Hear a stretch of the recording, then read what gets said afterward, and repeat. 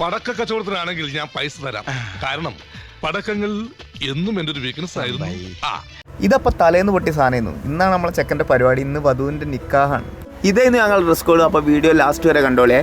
ഒരു 8 ആയപ്പോഴാണ് കുമ്മാണീൻ്റെ വണ്ടി ആയിട്ട് എന്നെ കൂട്ടാൻ വേണ്ടി വീട്ടിലേക്ക് എത്തിയത്. വണ്ടി കണ്ടതും പിന്നെ ഞാൻ ഓനെ ഇറക്കി. ഞാനായിരുന്നു പിന്നെ ഡ്രൈവർ. കുമ്മാണി മാത്രമല്ല, അപ്പം അവിടുന്ന് കയറാൻ ഇർഫാനും ഉണ്ടായിരുന്നു കൂടെ.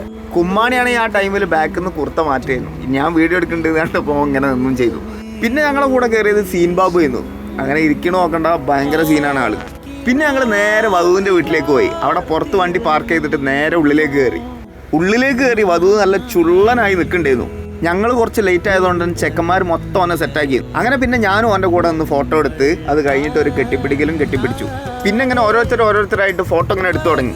പിന്നെ ഇവർ രണ്ടാളും ഞങ്ങളെക്കാളും ലേറ്റ് ആയിട്ടാണ് വധുവിൻ്റെ അടുത്തേക്ക് എത്തിയത്. എന്താ ലേറ്റ് ആയത് ചോദിച്ചപ്പോൾ ഓനക്ക് ഈ വര ഇടാണ്ടെന്നാണ് ഓനോട് പറഞ്ഞത്. ഇത് പിന്നെ ഓൻ മാറ്റി കഴിഞ്ഞുകൊണ്ട് തന്നെ ഓൻ്റെ വലിയ മോനെ കാണാൻ വന്നാണിത്. ആ അമ്മമ്മൻ്റെ മുഖം കണ്ടാൽ തന്നെ അറിയാം ഓനെ കാണാൻ നല്ല സുന്ദരനായിരുന്നു കേട്ടോ വിചാരിക്കുന്നത്. എനിക്ക് തോന്നിയ കാര്യമാണ്.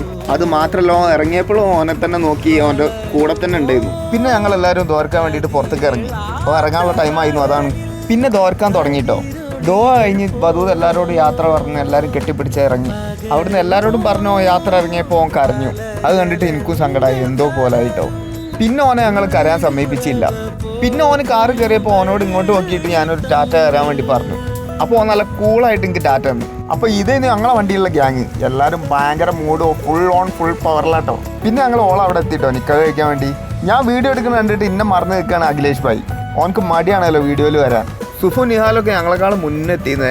ഇത് ആക്കിഷ് ഭായി, ഞങ്ങൾ ഡൽഹിയിൽ നിന്ന് ഇറക്കിയതാ. ആള് കിടിലനാണ്. ഇവൻ്റെ പാർട്ട്ണറാണ് ആ മച്ചാന്.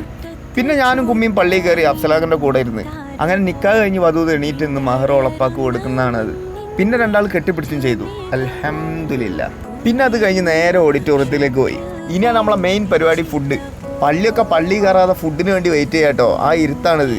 അതിൻ്റെ മുന്നേ ഞങ്ങളെല്ലാവരും ഫോട്ടോ എടുക്കാൻ വേണ്ടിയിട്ട് സ്റ്റേജിൽ കയറി ഫോട്ടോയും എടുത്തു. നിക്കാഹ് കഴിഞ്ഞ സന്തോഷത്തിൽ വധു സ്റ്റേജിൻ്റെ ബാക്കിൽ വന്നിട്ട് ഇതായി ഡാൻസും കളിച്ച് കൂടെ ബാബു. പിന്നെ ഞങ്ങൾ ഫുഡ് കഴിക്കാൻ വേണ്ടിയിരുന്നു. ഈ ഒരു ഐറ്റംസ് മൊത്തം ഉണ്ടായിരുന്നു ടേബിളിൽ. ഫുഡൊന്നും ഒരു രക്ഷയില്ലായിരുന്നു, അടിപൊളിയായിരുന്നു. അങ്ങനെ പ്ലേറ്റിലൊക്കെ ഫുള്ള് തീർത്തിട്ട് ഞങ്ങൾ നല്ല കൈ കഴുകാൻ വേണ്ടി എണീറ്റ്. ഫുഡ് കിട്ടിയ സന്തോഷത്തിൽ സുഹൈൽ ഡാൻസ് കളിക്കുകയാണിത്. പിന്നെ ബ്രൈഡൽ എൻട്രി ആയിരുന്നു. ഓളിങ്ങനെ വന്ന് സ്റ്റേജിലേക്ക് കയറി. പിന്നെ ഓരോ 2 അവിടെ ഇരുന്ന് വർത്താനം പറിച്ചിലും എന്തൊക്കെ എഴുതുന്നുണ്ടായിരുന്നു. പിന്നെ ഓനക്ക് നമ്മളൊന്നും ഒരു മൈൻഡില്ല, നമ്മളെ വേണ്ട ആന്ന്. ഏതായാലും വധൂത് ഹാപ്പി ആയി, അത് മതി ഞങ്ങൾക്ക്. ഇവനാണെങ്കിൽ ഇവരെ കാട്ടിക്കൂട്ടൽ കണ്ടിട്ട് എന്തൊക്കെയോ ഇങ്ങനെ ആലോചിച്ച് നിൽക്കണ്ടായിരുന്നു. അപ്പം ഇന്നത്തെ വീഡിയോ ഇത്രയേ ഉള്ളൂ. വീഡിയോ ഇഷ്ടമെങ്കിൽ ലൈക്ക് ചെയ്യുക, ഷെയർ ചെയ്യുക, ഫോളോ ചെയ്യുക. ഞാൻ അടുത്ത വീഡിയോ ആയിട്ട് വരുന്നതായിരിക്കും. ബൈ.